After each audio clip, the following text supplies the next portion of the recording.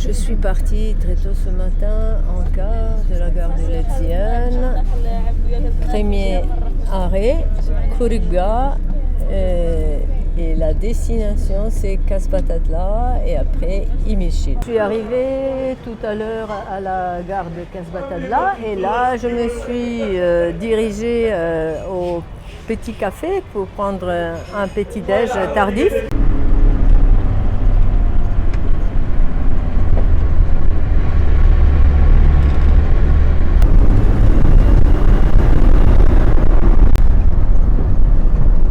C'est la fin du marché hebdomadaire.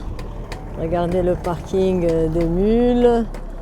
Ça y est, tout le monde fait les bagages, plie les bagages et rentre chez soi. C'est le souk de la montagne. Le soir, les troupeaux rentrent petit à petit. Et aujourd'hui, c'était jour de marché, donc probablement ils ont amené les moutons au marché pour la vente et là, ils reviennent chez eux.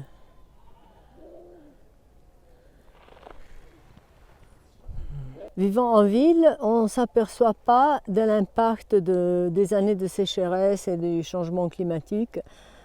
Moi, je me rappelle d'être venue ici dans les champs à côté d'Imishil plusieurs fois. C'était toujours le mois d'août. On entendait le bruit des ruisseaux, de l'eau qui coulait de montagne. Tout était vert. Et là, regardez, c'est plus la même chose. On n'entend plus l'eau. Et l'eau est pompée et ramenée avec des tuyaux. Donc vraiment, c'est impressionnant.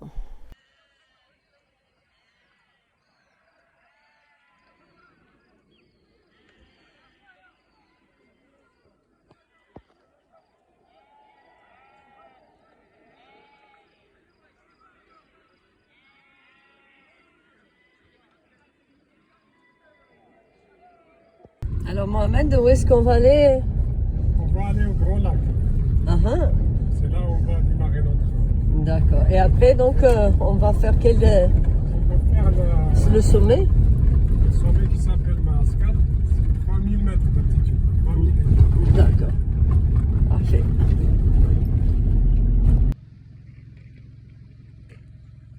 Et voilà la source. On a l'habitude avec Mohamed de s'approvisionner d'eau. C'est l'eau des montagnes. On est arrivé au lac de Izli. Izli, c'est le fiancé de la légende. Le temps est nuageux. J'espère que le soleil arrive à percer plus tard. Et voilà, c'est le début de notre randonnée. C'est quoi l'itinéraire d'aujourd'hui? Voilà donc là aujourd'hui, on va faire un petit peu le tour du lac. On va continuer vers les fermes de pommiers là-bas, Ouais. les maisons. Après, on va suivre un itinéraire jusqu'au col. Il y a un col qui s'appelle le col de Tarirach. Et après, on va suivre la crête de la montagne jusqu'au sommet là de la montagne qui s'appelle Masdrid. D'accord. Donc c'est pas le mascara. Non, c'est Masdrid. Masdrid, c'est pourquoi on l'appelle comme ça, parce que il est très haut et ça donne l'obscurité aux deux villages qui sont derrière. C'est pour cela on l'appelle Masdrid. Et en berbère, c'est la nuit, D'accord. c'est-à-dire l'obscurité. Et voilà, des pommes. C'est vraiment la région. Il fait assez froid. Les gens ils vivent ici en complet isolement. C'est la famille, tout le monde travaille. Regardez, ils ont le verger, les vaches. Ici, ils viennent de récolter le blé l'orge. Vie dure, mais quand même. Voilà les tables.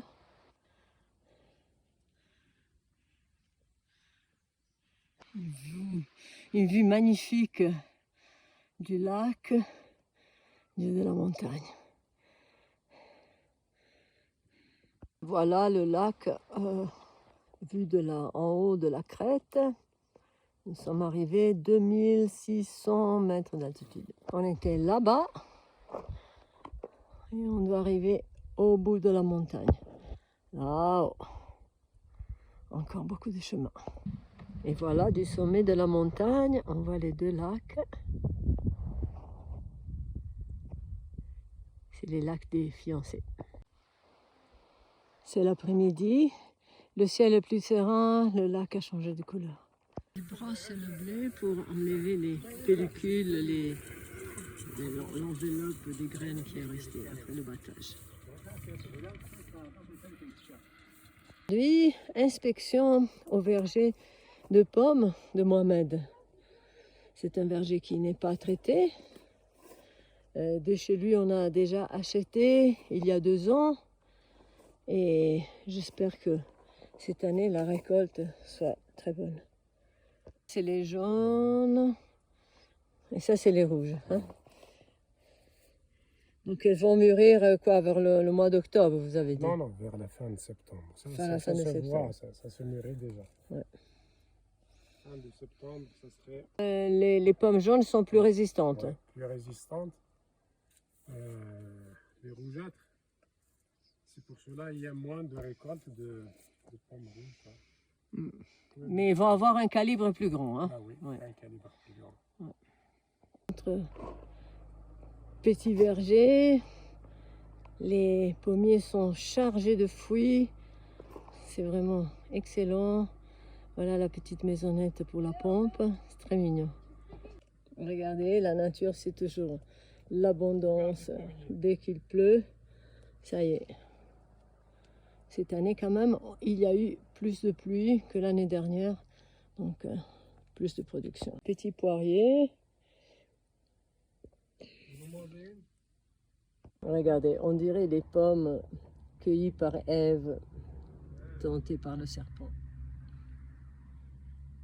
Dans un mois et demi, les fruits vont être bien mûrs, bien plus gros de calibre. On va revenir, bien sûr, pour goûter la qualité et conclure l'achat. Alors, ces places d'allées, c'est là où en bas le blé et l'orge. Donc, c'est des espaces communautaires. Regardez, celui-là, c'est devant ce grand xar. Voilà, et c'est le battage à la main avec des ânes qui tournent en rond et avec leur socle, ils séparent les pellicules des graines. Et là, c'est une cigogne qui se promène paisiblement. Il y en a une autre côté.